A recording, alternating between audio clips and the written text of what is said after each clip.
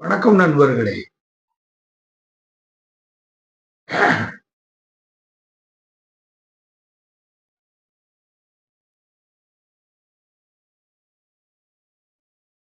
தெரிந்து தெளிதல் இந்த அதிகாரத்தை நாம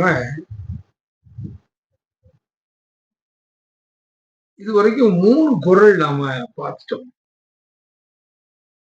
இப்ப நம்ம 4வது குறள் பார்க்க இருக்கிறோம். இந்த 4வது குறள் என்ன அப்படின்னாச்சுன்னா,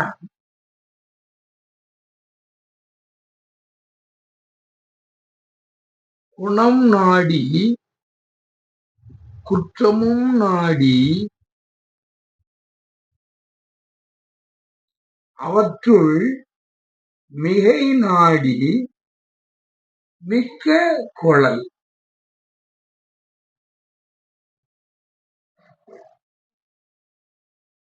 நம்ம நிறைய விஷயங்கள்ல இந்த மாதிரிலாம் ஒருவருடைய இயல்புகள்லாம் எப்படி இருக்கு அப்படிங்கறதெல்லாம் நாம அதிகமா தெரிஞ்சுக்கிறது இல்லை. அவர் எவ்வளவு நுட்பமா ஒருவரை பற்றி தெரிஞ்சிருக்கணும் அப்படிங்கிறத தெரிந்து தெளிதல் அப்படிங்கிறது நாம அது தெரிந்து தெளிவாக இருக்க வேண்டும். இப்ப இதுல அவர் சொல்றாரு, நம்ம முன்னால 3 குறள் நாம பார்த்திருப்போம்.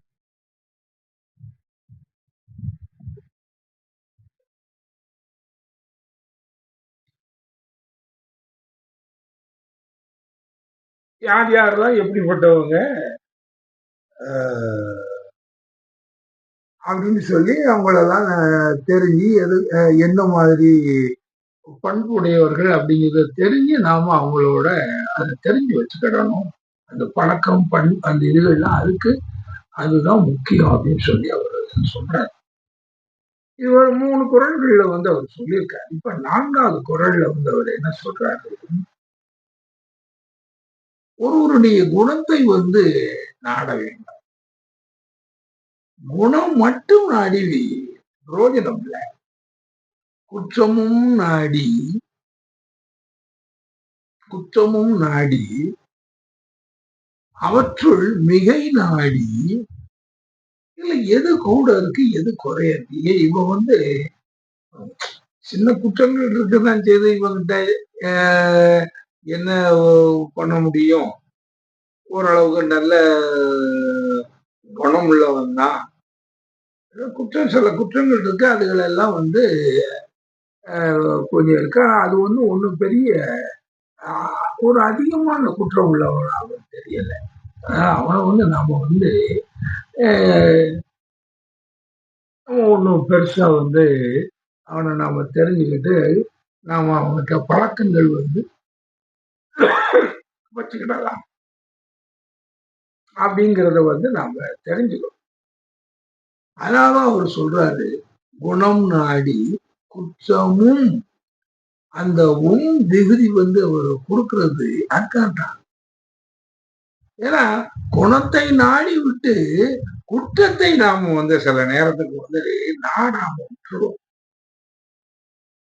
நமக்கு குற்றம் குணம் தெரிஞ்ச உடனே இவர் எல்லாமே குணம் உள்ளவர் தான், இந்த ஒரு குணத்துல அவரை நாம எடை போட்டுற முடியாதா அப்படின்பாங்க சில. அப்படி இல்லை.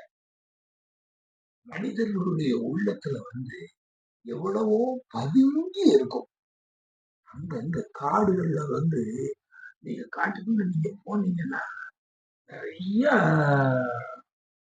சரட்டு புருட்டு காலுக்குள்ளேயும் கைக்குள்ளேயும் அங்க இருந்து ஒண்ணு ஓடி வரும், இங்க இருந்து ஒண்ணு ஓடி வரும். இதெல்லாம் சாதாரணமான சின்ன உயிரினங்கள் எடுத்துட்டா பரவாயில்ல. ஒரு புதருக்குள்ள இருந்து ஒரு புலி வருது அப்படின்னா நம்ம என்ன பண்ண முடியும்?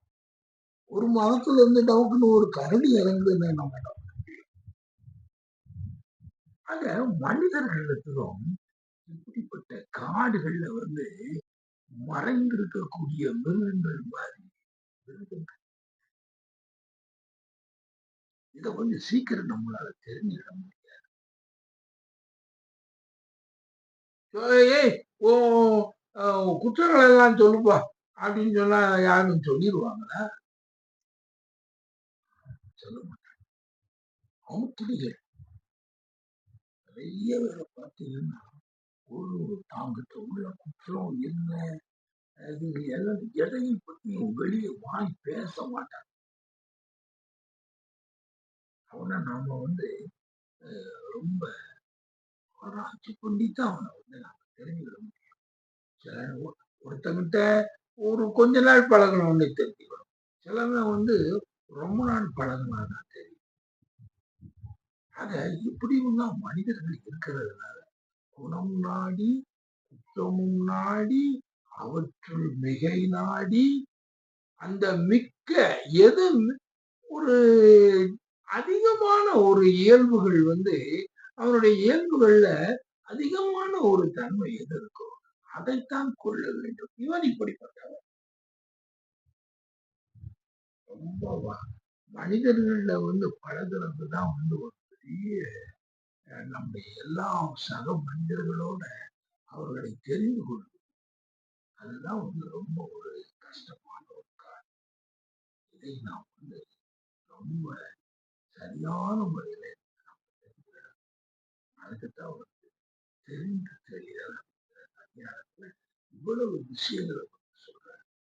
அதனால நண்பர்களே இந்த விஷயங்களை வந்து நாம நல்லபடியா வந்து அந்த பழகும்போது நம்ம சுற்றுகள் எல்லாம் பார்க்கும் பொழுது நாம வந்து தெரிஞ்சு வச்சுக்கணும்.